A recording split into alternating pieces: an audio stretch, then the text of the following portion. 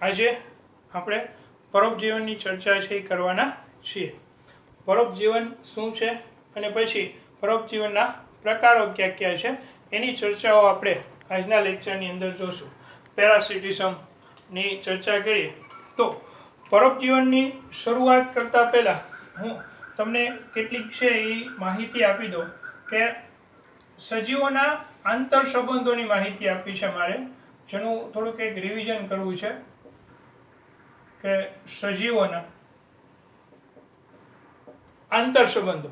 તો સજીવોના આંતર સંબંધોને એક ચોક્કસ રીતે વર્ગીકૃત કરાય છે લાભદાયી આંતર સંબંધો અને હાનિકારક આંતર સંબંધો. આ બે પ્રકારોની અંદર સજીવોના આંતર સંબંધોને છે એ વર્ગીકૃત કરવામાં આવે છે. જે લાભદાયી આંતર સંબંધો છે એ લાભદાયી આંતર સંબંધોની અંદર સહજીવન અથવા તો એને સહકારિતા અથવા તો એને પરસ્પરતા તરીકે ઓળખી શકાય છે, જેમાં બંને સજીવોને લાભ થતો હોય છે. આપણે અહીંયા પ્લસની નિશાની કરીએ છીએ, બે જાતિના સજીવોને લાભ થતો હોય. બીજા પ્રકારનો લાભદાયી સંબંધ છે સહભોજિતા. સહભોજિતાની અંદર જાતિ એકને લાભ થતો હોય છે, બીજી જાતિને કોઈ લાભ અથવા તો નુકસાન પણ થતું નથી. એવી રીતના હાનિકારક આંતર સંબંધો. તો હાનિકારક આંતર સંબંધોને ત્રણ પ્રકારોની અંદર વહેંચી શકાય છે. પહેલો પ્રકાર છે શોષણ, બીજો પ્રકાર છે સ્પર્ધા અને ત્રીજો પ્રકાર છે પ્રતિજીવન. શોષણ બે પ્રકારની અંદર વહેંચાઈ જાય છે, ભક્ષણ અને પરોપજીવન. લાભદાયી આંતર સંબંધોમાં એક અથવા તો બે સજીવને લાભ થાય પણ નુકસાન કોઈને ન જાય.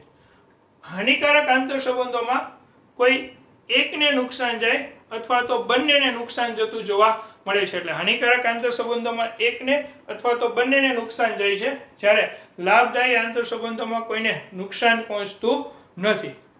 તો આપણે પરોપજીવનની ચર્ચા કરવાની છે, તો એટલા માટે મેં સમજાવેલું છે કારણ કે પરોપજીવન એ હાનિકારક આંતર સંબંધના શોષણનો એક પેટા પ્રકાર છે. એટલે પરોપજીવન એ શોષણનો એક પ્રકાર કહી શકાય. હવે આપણે પરોપજીવનની અંદર આગળ વધીએ. આ માહિતીની તમારે ખાસ નોંધ કરી રાખવી.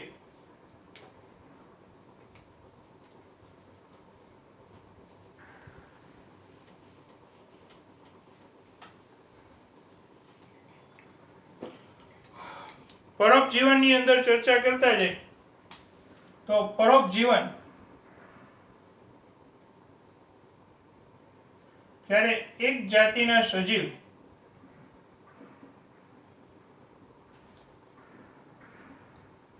અન્ય બીજી જાતિના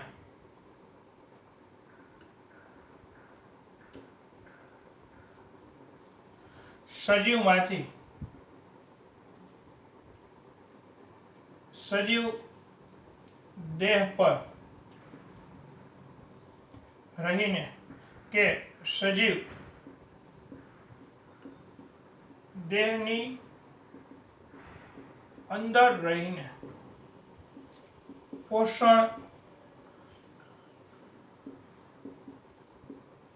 મેળવે છે, આ સંબંધને પરોપજીવન તરીકે ઓળખવામાં આવે છે. આ સંબંધને કયા નામે ઓળખાય છે? પરોપજીવન તરીકે ઓળખાય.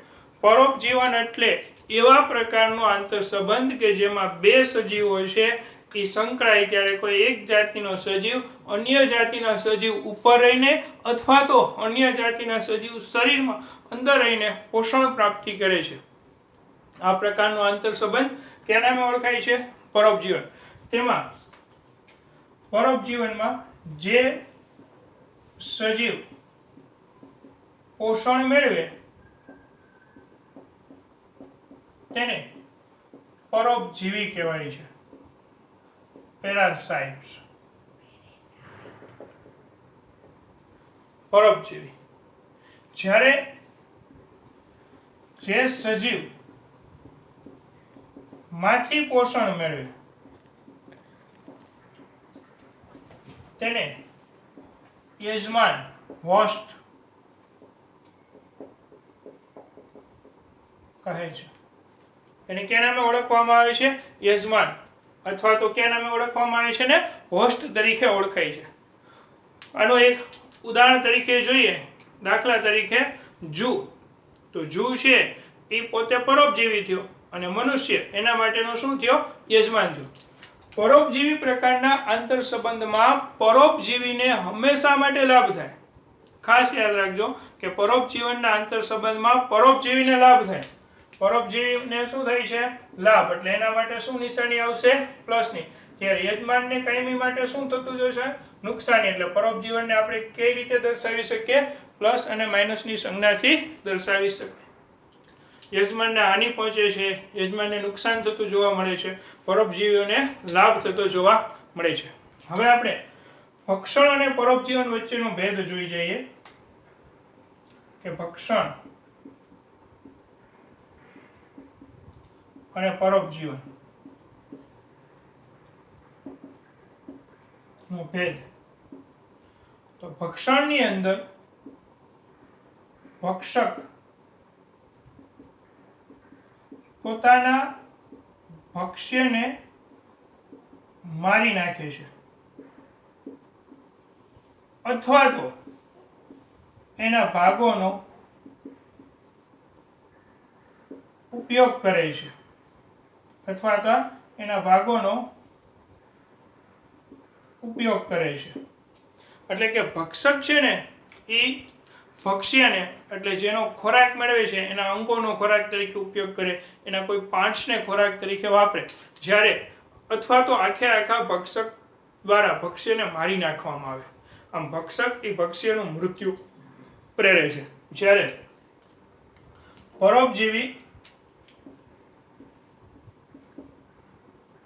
પરોપજીવી યજમાનનું મૃત્યુ પ્રેરતો નથી. ખાસ યાદ રાખજો, પરોપજીવી પોતાના યજમાનનું મૃત્યુ નથી પ્રેરતો. એ પોષણ પ્રાપ્તિ માટે યજમાનનો ઉપયોગ કરે છે, યજમાનમાંથી પોષણ મેળવે છે, પણ યજમાનને મારી નથી નાખતો. પરંતુ પરોપજીવી દ્વારા કેટલાક રોગ લાગુ યજમાનને પડે અને આ રોગને પરિણામે યજમાન છે એનું મૃત્યુ થતું જોવા મળે છે. પરોપજીવી દ્વારા યજમાનને રોગ લાગુ પડે અને રોગને પરિણામે યજમાનનું શું થાય છે? મૃત્યુ. આમ પરોપજીવી યજમાનનું મૃત્યુ પ્રેરતો નથી. પરોપજીવી ક્યારેય પોતાના યજમાનનું મૃત્યુ ન ઈચ્છે. આ પરોપજીવીની ચર્ચા. હવે આપણે જોતા જઈએ પરોપજીવનમાં આગળ, તો આ ખાસ યાદ રાખજો, પરોપજીવી સજીવ કોણ છે અને યજમાન પરોપજીવી અને ભક્ષણ વચ્ચેનો ભેદ શું છે. હવે આપણે આગળ પરોપજીવનમાં જોતા જઈએ.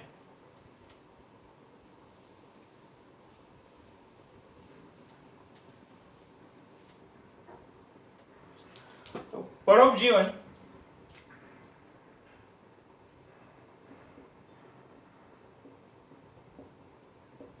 એ બિન ખર્ચાળ પોષણ અને નિવાસસ્થાનની પદ્ધતિ છે. પરોપજીવન બિન ખર્ચાળ છે. પરોપજીવન દરમિયાન પોષણ પ્રાપ્તિ માટે કે રહેવા માટે છે કોઈ ખર્ચ કરવો પડતો નથી. બિન ખર્ચાળ પદ્ધતિ તરીકે ઓળખી શકાય છે, કારણ કે પરોપજીવીને એમાં લાભ જ છે. પરોપજીવીઓ તરીકે આજે વનસ્પતિઓથી માંડી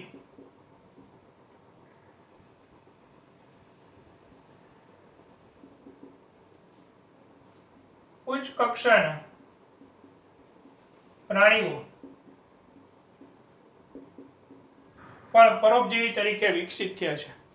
એવું નથી કે પરોપજીવન નીચલી કક્ષાના સજીવમાં જોવા મળે. પરોપજીવન વનસ્પતિમાં જોવા મળે છે અને ઉચ્ચ કક્ષાના પ્રાણીઓમાં પરોપજીવન જોવા મળે છે. એટલે પરોપજીવી ઉચ્ચ કક્ષાના પ્રાણીઓ અને વનસ્પતિ સુધી વિકસિત થયેલું જોવા મળે છે.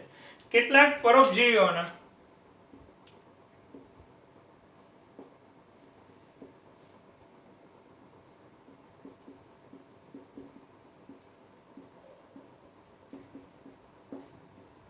યજમાન વિશિષ્ટ હોય છે અથવા તો ચોક્કસ હોય છે. કેટલાક પરોપજીવીઓના યજમાન છે એ વિશિષ્ટ અથવા તો ચોક્કસ હોય છે. એટલે કે કોઈ એક જ યજમાન પર, એટલે કે પરોપજીવી કોઈ એક જ યજમાન પર આધારિત હોય. વિશિષ્ટ એક પરોપજીવી એક જ યજમાન ઉપર પોતે આખું જીવન પસાર કરતો હોય અને આ બંને એક સાથે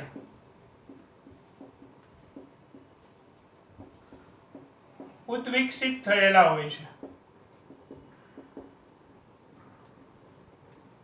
આ બે એટલે કે યજમાન અને પરોપજીવી બે એકબીજા સાથે ઉદ્વિકસિત થયેલા હોય છે, સમાંતર ઉદ્વિકાસ જેમ કહી શકાય.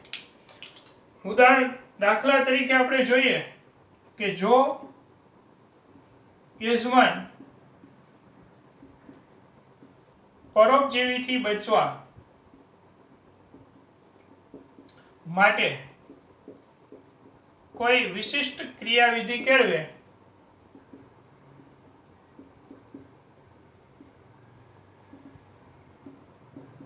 તો પરોપજીવી પણ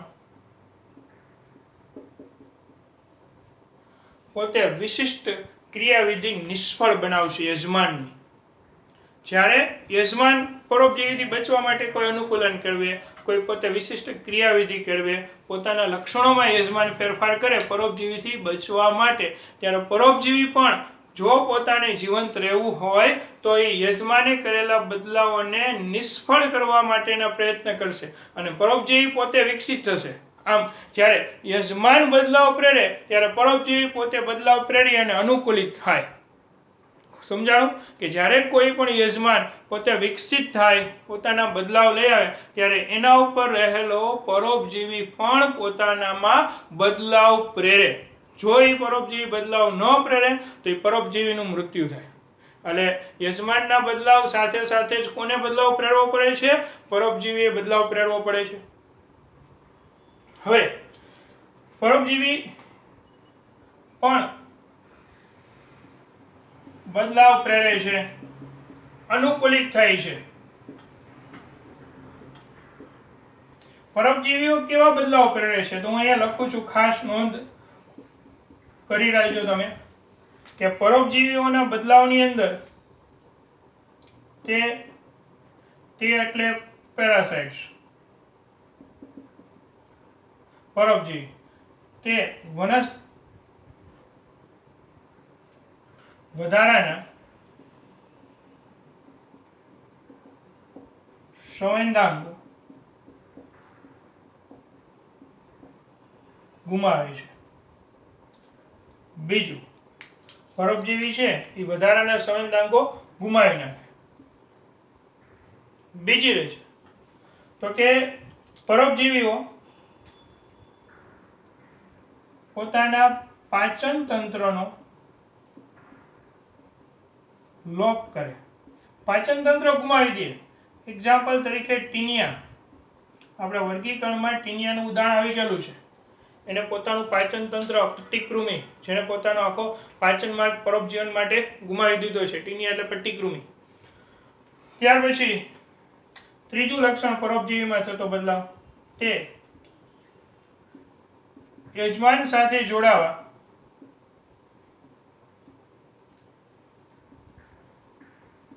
ચૂસકો કે ગુંદરિયા અંગો વિકસાવે. એડેસિવ ઓર્ગન, સકળ, ચૂસકો, ગુંદરિયા અંગો વિકસાવવાનું કાર્ય કોના દ્વારા થાય છે? પરોપજીવી દ્વારા, યજમાન સાથે જોડાવા માટે. જેમ કે પટ્ટીકૃમિ છે, એસ્કેરિસ છે. એક્ઝામ્પલ તરીકે પટ્ટીકૃમિ, એસ્કેરિસ, આ બધા જ યજમાન સાથે જોડાવા માટે પોતે છે એ ચૂસક કે હૂક જેવી રચનાઓ ચૂસક, ઉક, અંકુશ, મુર્ગા જેવી રચના વિકસાય જેના દ્વારા એ પોતે છે યજમાન સાથે જોડાઈ શકે. આ ઉપરાંત પરોપજીવીઓ ઉચ્ચ પ્રજનન ક્ષમતા પ્રાપ્ત કરે.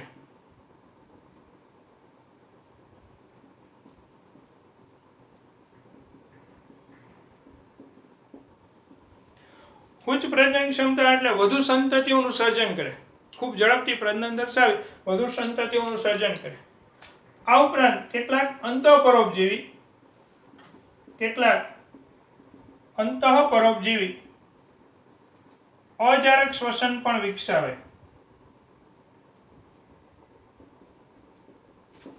કેટલાક અંતઃપરોપજીવીઓ છે એ અજારક શ્વસન ડેવલપમેન્ટ કરે.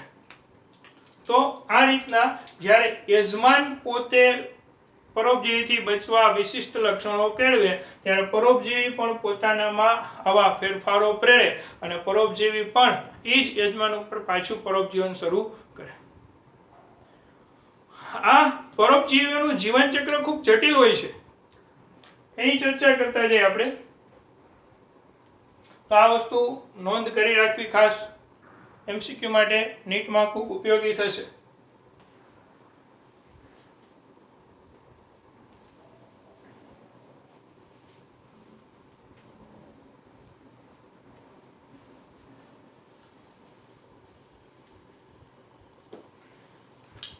કેટલાક પરોપજીવીની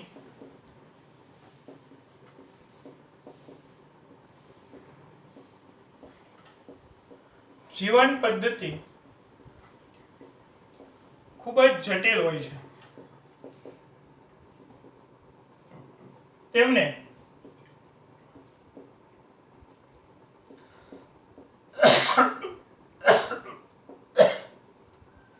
બે કે તેથી વધુ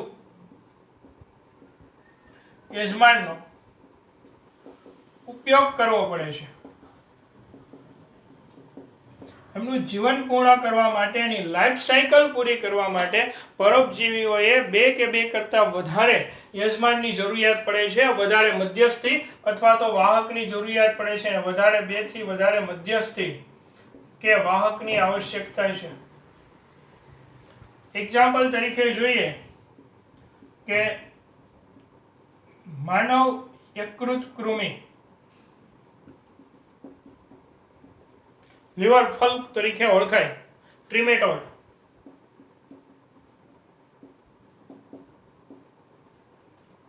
માનવ યકૃત કૃમિને મધ્યસ્થી તરીકે ગોકળગાય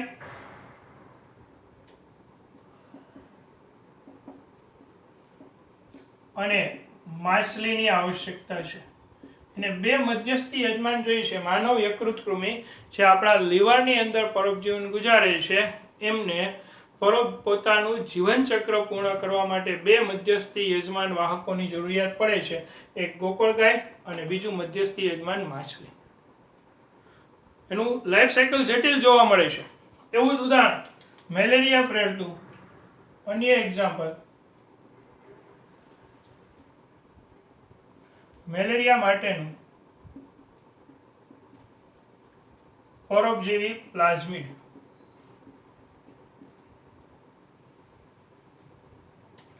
પરોપજીવી પ્લાઝ્મોડિયમ. તો એને મચ્છર મધ્યસ્થી વાહક તરીકે જરૂર પડે છે. માદા એનાફિલિસ મચ્છર દ્વારા એ મનુષ્યની અંદર પ્લાઝ્મોડિયમ છે એ દાખલ થાય અને પરોપજીવન ગુજારતું જોવા મળે છે. તો આમ પરોપજીવી સજીવોની અંદર જોવામાં આવે તો પરોપજીવી સજીવોમાં એક કે એક કરતાં વધારે યજમાનની જરૂરિયાત પડે છે. તો હવે તમે આ મચ્છર માટે શું વિચારી શકો? મચ્છર ખરેખર મનુષ્યો પર પરોપજીવી ગણી શકાય કે ન ગણી શકાય? તો કે વાસ્તવમાં મચ્છર એ પરોપજીવી ન ગણી શકાય. મચ્છર એ વાહક તરીકે કાર્ય કરતો ઘટક છે. મચ્છર પરોપજીવન નથી ગુજારતું, પણ મચ્છર દ્વારા આપણા શરીરમાં મેલેરિયા પેદા કરતું જંતુ પ્લાઝ્મિડ છે એ પરોપજીવન ગુજારે છે. સ્પોરોઝોઇટ જે પરોપજીવન ગુજારે છે આપણા શરીરમાં. એટલે મચ્છર એ વાહક તરીકે છે. મચ્છર ખરેખર પરોપજીવી તરીકે ઓળખી શકાય નહીં. હવે પરોપજીવીઓ યજમાનને ક્યાં ક્યાં નુકસાન પહોંચાડે છે કે પરોપજીવી દ્વારા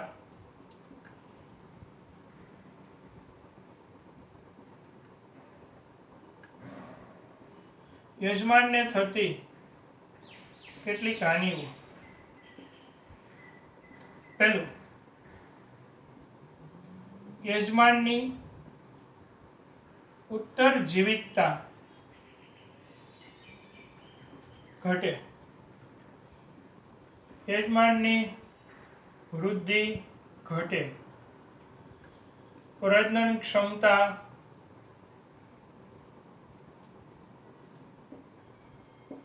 ઘટે, યજમાનની વસ્તીનું કદ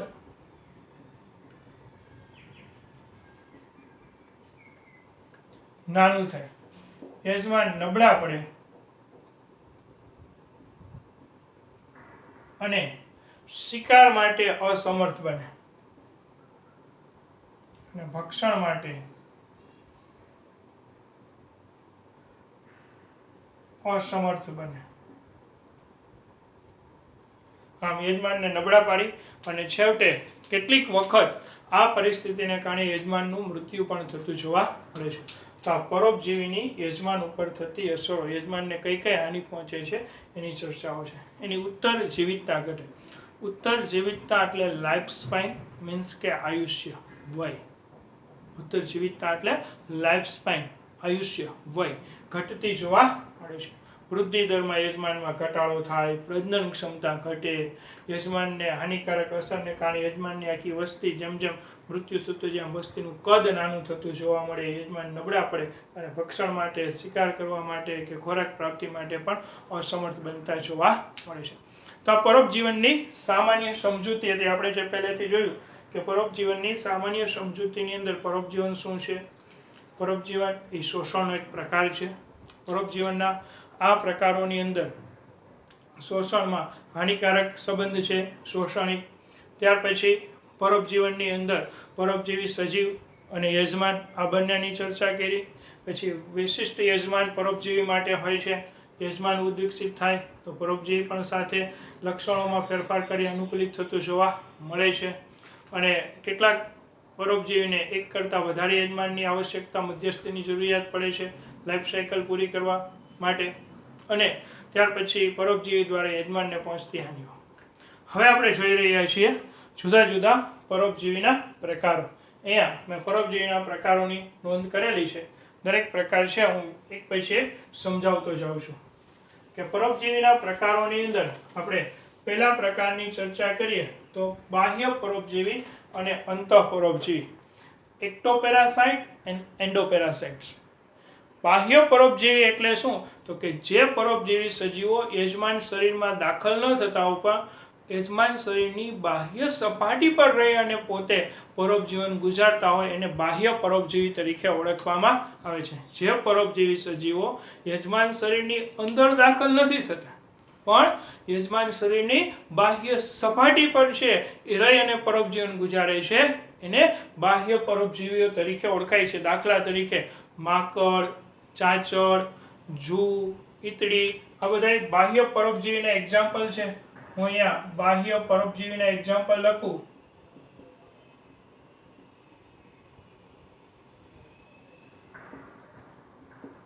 માકડ, ચાંચડ, જૂ, ઈતળી વગેરે આ બધા બાહ્ય પરોપજીવીના ઉદાહરણ છે. તો બાહ્ય પરોપજીવી એટલે સજીવની બહારની સપાટી પર રહીને પરોપજીવન ગુજારે. તો અંતઃપરોપજીવી એટલે શું? તો કે અંતઃપરોપજીવી એટલે સાહેબ જે સજીવ શરીરની અંદર રહી અને પરોપજીવન ગુજારતા હોય એને અંતઃપરોપજીવી એન્ડોપેરાસાઇટ તરીકે ઓળખાય. એન્ડોપેરાસાઇટના એક્ઝામ્પલ તરીકે જોઈએ આપણે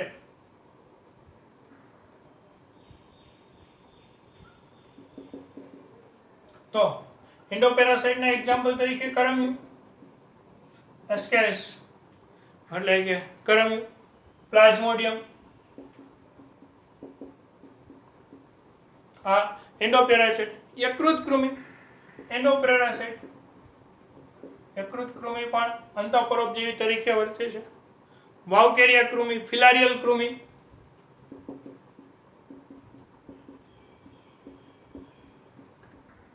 એ પણ અંતઃપરોપજીવી તરીકે વર્તે છે. હવે ત્યાર પછી પરોપજીવીના બીજા પ્રકારની ચર્ચા કરીએ, હંગામી પરોપજીવી અને કાયમી પરોપજીવી. Temporary parasite and permanent parasite. હંગામી પરોપજીવી એટલે શું, આપણે એની વાત કરીએ.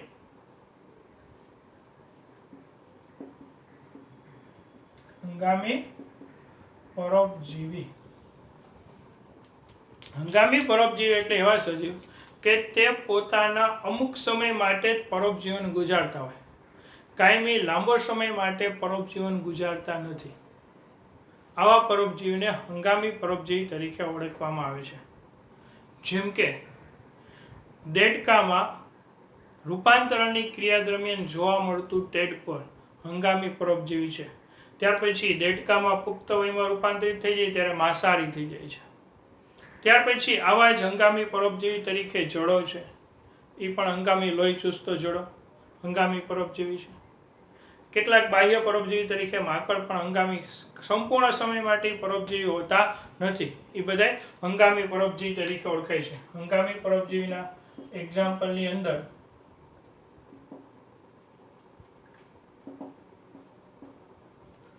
ટેડપોલ એ હંગામી પરોપજીવી છે. જળો એ પણ હંગામી પરોપજીવી છે. કાયમી પરોપજીવી,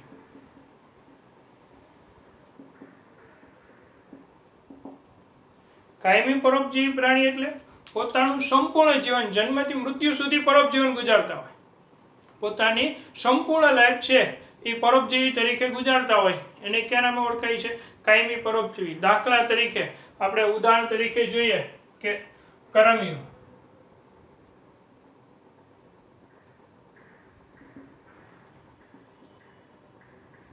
યકૃત કૃમિ, પ્લાઝ્મોડિયમ, આ બધા જે એન્ડોપેરાસાઇટ છે એ કાયમી પરોપજીવી તરીકે જે ઉદાહરણ લખેલા છે કાયમી પરોપજીવી.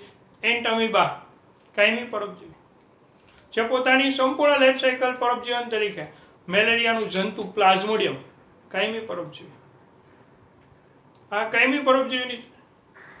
હવે ત્યાર પછી pathogenic parasite and non pathogenic parasite. Pathogenic parasite એટલે એવા પ્રકારના પરોપજીવી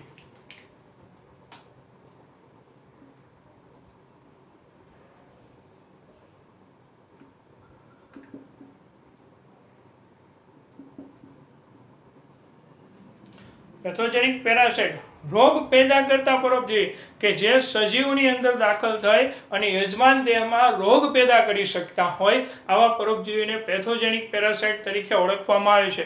ઉદાહરણ તરીકે કેટલાક bacteria, for example some bacteria like vibrio coli, vibrio coli જેના દ્વારા કોલેરા થતો જોવા મળે છે. ત્યાર પછી માઇકોબેક્ટેરિયમ લેપ્રી, માઇકોબેક્ટેરિયમ લેપ્રી જેના દ્વારા લેપ્રસી નામનો રોગ થતો જોવા મળે છે. તો આ પરોપજીવીઓ છે કે જે યજમાનને રોગ પેદા કરે છે. ત્યાર પછી પ્લાઝ્મોડિયમ કે જેના દ્વારા મેલેરિયાનો રોગ પેદા થતો જોવા મળે છે. તો એ અંતઃપરોપજીવી તરીકે વર્તતા મોટાભાગના પરોપજીવી છે.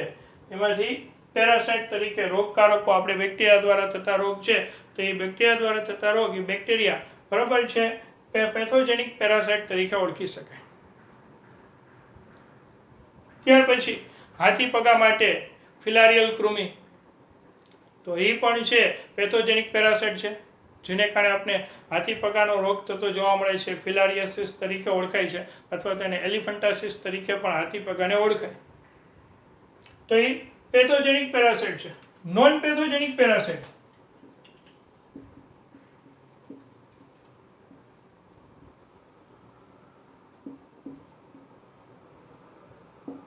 નોન પેથોજેનિક પેરાસાઇટ એટલે કે જે રોગ નથી કરતા પણ પરોપજીવન ગુજારે છે, એવા પરોપજીવીઓને નોન પેથોજેનિક પેરાસાઇટ તરીકે ઓળખવામાં આવે છે. આ નોન પેથોજેનિક પેરાસાઇટ તરીકે આપણે જોઈએ તો નોન પેથોજેનિક પેરાસાઇટ તરીકે છે એન્ટ અમીબા કોલી. એના એક્ઝામ્પલ તરીકે એન્ટ અમીબા કોલી આ નોન પેથોજેનિક પેરાસાઇટ છે જે રોગ પેદા નથી કરતો. ત્યાર પછી પરોપજીવીમાં પૂર્ણ પરોપજીવી અને અપૂર્ણ પરોપજીવી.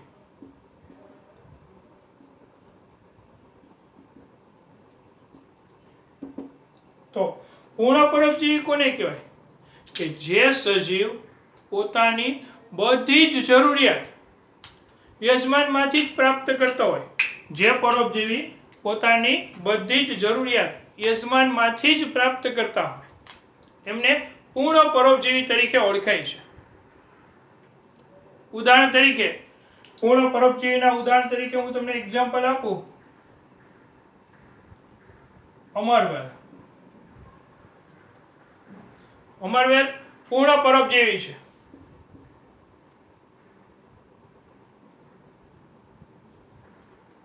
કસકટા. આ અમરવેલ ખોરાક, પાણી, પોષક દ્રવ્યો બધું જ યજમાનમાંથી મેળવે છે. અમરવેલ છે ખોરાક, પાણી, પોષક દ્રવ્યો આ બધું જ યજમાનમાંથી મેળવે. કારણ કે અમરવેલ પીળા રંગનું પ્રકાંડ ધરાવતી અમરવેલ છે એ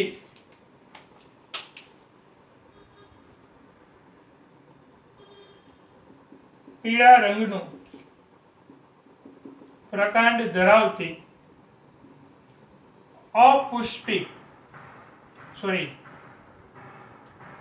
સપુષ્પી આવૃત બીજધારી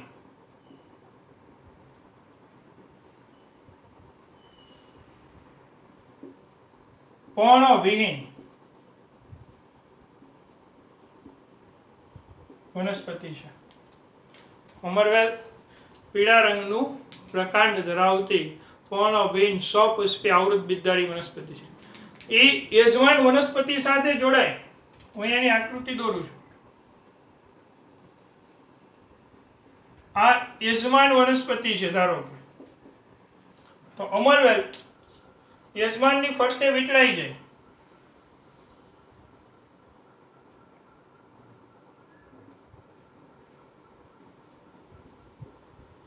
અમરવેલ યજમાનની ફરતે વીંટળાઈ જાય અને જે જગ્યાએ યજમાનની ફરતે આમ વીંટળાયેલી હોય ત્યાં ચૂસક મૂળ નામની રચના વિકસાવે અને ચૂસક મૂળ યજમાનની વાહક પેશી સુધી લંબાવે. આ બધું ખાસ યાદ રાખજો અથવા તો લખતા જજો સાંભળતા હોય ત્યારે કે અમરવેલ પૂર્ણ પરોપજીવી સપુષ્પી આવૃત બીજધારી છે. અમરવેલ પોતે યજમાન સાથે જોડાઈ જાય. જોડાણ સ્થાને ચૂસક મૂળ નામની રચના વિકસાવે. આ ચૂસક મૂળ યજમાનના વાહક પેશી સુધી દાખલ કરે અને એની જલવાહક પેશીમાંથી પાણી અને ખનિજ ક્ષારો પોષક દ્રવ્યો મેળવે. અન્નવાહક પેશીમાંથી ખોરાક મેળવે અને આ રીતે અમરવેલ સંપૂર્ણપણે પૂર્ણ પરોપજીવી વનસ્પતિ તરીકે વધે. એટલે અમરવેલ યજમાનનું મૃત્યુ પ્રેરી નાખે. અમરવેલ જેવું જ બીજું ઉદાહરણ છે રફેલેશિયા. રફેલેશિયા પણ પરોપજીવી વનસ્પતિ છે. પૂર્ણ પરોપજીવી વનસ્પતિ છે. અમરવેલ જેવું જ બીજું એક્ઝામ્પલ છે પૂર્ણ પરોપજીવીનું. પહેલું એક્ઝામ્પલ, બીજું રફેલેશિયા.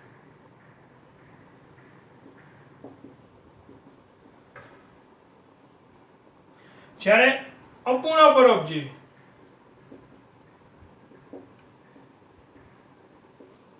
તો અપૂર્ણ પરોપજીવી વનસ્પતિ તરીકે વાંદો, વિસ્કમ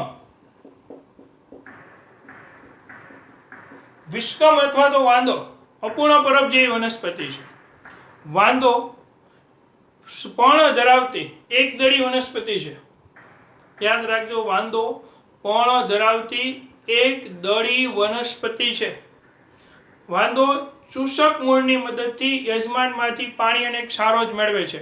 પર્ણ દ્વારા પ્રકાશ સંશ્લેષણની ક્રિયા કરી ખોરાક પોતાની જાતે મેળવે છે. એટલે વાંદો છે એ પૂર્ણ પરોપજીવન નથી ગુજારતો, ખોરાક જાતે બનાવે છે એટલે અપૂર્ણ પરોપજીવી છે. ખ્યાલ આવ્યો? વાંદો ખોરાક જાતે બનાવે છે, પર્ણ ધરાવે છે એટલે અપૂર્ણ પરોપજીવી છે. એ યજમાનમાંથી માત્ર શું મેળવે છે? તો કે વાંદો યજમાનમાંથી માત્ર પાણી અને ખોરાક જ મેળવે છે. કારણ કે વાંદો જમીન ઉપર નથી ઉગતો, વાંદો આંબા જેવા વૃક્ષોની ડાળીઓ પર ઉગે છે. વાંદો જમીન ઉપર નથી ઉગતો, આંબા જેવા વૃક્ષોની ડાળી ઉપર ઉગે. એટલે ડાળી ઉપર ઉગે એટલે એનું મૂળ તંત્ર જમીનના સંપર્કમાં નથી, એટલે એને પાણી અને ક્ષાર માટે યજમાન ઉપર આધાર રાખવો પડે, જ્યારે ખોરાક પોતે જાતે બનાવે છે. તો આ પૂર્ણ પરોપજીવન અને અપૂર્ણ પરોપજીવનની ચર્ચા હતી. ઉદાહરણ છે એ તમે સાથે સાથે નોટ કરતા જજો. હવે આપણે અતિ પરોપજીવીની ચર્ચા કરીએ. તો અતિ પરોપજીવી એટલે હાઇપર પેરાસાઇટ ની ચર્ચામાં જોઈએ તો એવા પરોપજીવી સજીવો કે જે અન્ય પરોપજીવી સજીવો ઉપર પરોપજીવન ગુજારતા હોય. પાંચમો પ્રકાર છે આપણો હાઇપર પેરાસાઇટ્સ, અતિ પરોપજીવી.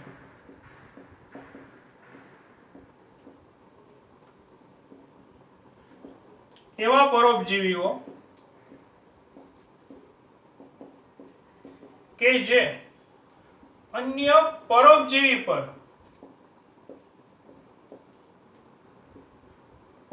પરોપજીવન ગુજારે છે. એક્ઝામ્પલ તરીકે બેક્ટેરિયોફેજ. બેક્ટેરિયોફેજ એક પ્રકારનો વાયરસ છે જે તમને બધાને ખબર હોય. આ બેક્ટેરિયોફેજ વાયરસ કોના ઉપર પરોપજીવન ગુજારે? તો કે બેક્ટેરિયા ઉપર. બેક્ટેરિયોફેજ વાયરસ કોના ઉપર પરોપજીવન ગુજારે છે? બેક્ટેરિયા ઉપર. બેક્ટેરિયા શું છે? તો કે બેક્ટેરિયા પરોપજીવી છે. તો બેક્ટેરિયા પરોપજીવી, એના ઉપર એ પરોપજીવન ગુજારતો બેક્ટેરિયોફેજ. એટલે બેક્ટેરિયોફેજ છે એ શું થશે? Hyper parasite. ત્યાર પછી મૂળ પરોપજીવી.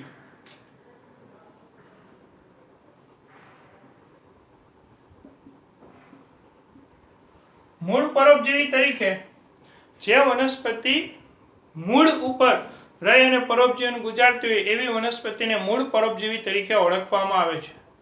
મૂળ પરોપજીવી તરીકે રફેલેશિયા છે એના એક્ઝામ્પલ તરીકે રફેલેશિયા. ત્યાર પછી મૂળ પરોપજીવી તરીકે જોઈએ તો ઓરોબેન્ચ,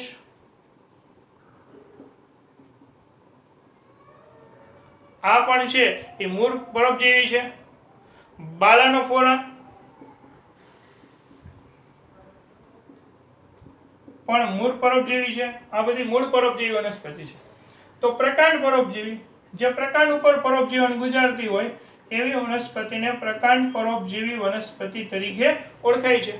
પ્રકાંડ પરોપજીવી વનસ્પતિના એક્ઝામ્પલ તરીકે જોઈએ તો અમરવેલ. વાંદો પ્રકાંડ પરોપજીવી છે. અવૈકલ્પિક પરોપજીવી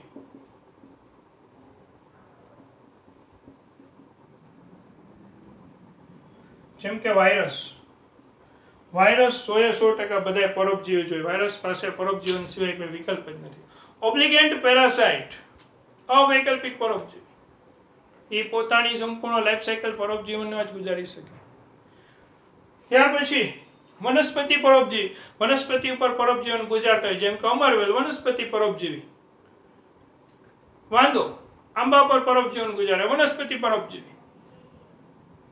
ત્યાર પછી પ્રાણી પરોપજીવી, જે પ્રાણીઓના શરીરમાં અંદર રહીને કે પ્રાણીઓના શરીરની બહાર રહીને પરોપજીવન ગુજારતા અને પ્રાણી પરોપજીવી તરીકે ઓળખાય. દાખલા તરીકે કરમિયો પ્રાણી પરોપજીવી છે. પ્લાઝ્મોડિયમ પ્રાણી પરોપજીવી છે. યકૃત કૃમિ પ્રાણી પરોપજીવી છે. એસ્કેરિયાસિસ એટલે કે કરમિયો પ્રાણી પરોપજીવી. તો આ બધે પ્રાણી પરોપજીવી જે પ્રાણી ઉપર પરોપજીવન ગુજારતા એને ઝૂ પેરાસાઇટ તરીકે ઓળખી શકાય. અંડ પરોપજીવન પક્ષીઓમાં જોવા મળતું એક વિશિષ્ટ પ્રકારનું પરોપજીવન છે. આ પક્ષીઓનું પરોપજીવનના ઉદાહરણ સરસ મજાનું કોયલ અને કાગડાનું ઉદાહરણ છે. આપણે સાંભળેલું હોય કે કોયલ પોતાના ઈંડા કાગડાના માળામાં મૂકે છે. કોયલના ઈંડા દેખાવ, કદ, રંગ સંપૂર્ણપણે કાગડાના ઈંડા જેવા જ હોય છે અને કોયલના ઈંડાનો ઉછેર કાગડા દ્વારા થાય છે. આમ કોયલ છે એ પોતે બોલ્ડ પેરાસાઇટિઝમનો ગુણધર્મ દર્શાવતું જોવા મળે છે. તે અંડ પરોપજીવી છે. તો આમ પરોપજીવનના જુદા જુદા પ્રકારો હતા. બધા આપણે દરેક પ્રકારની ચર્ચા કરી. અહીંયા પરોપજીવનની ચર્ચા પૂરી થઈ છે. હવે પછી નેક્સ્ટ લેક્ચરની અંદર આપણે સહજીવન અને સહભોજિતાની ચર્ચા કરવાના છીએ.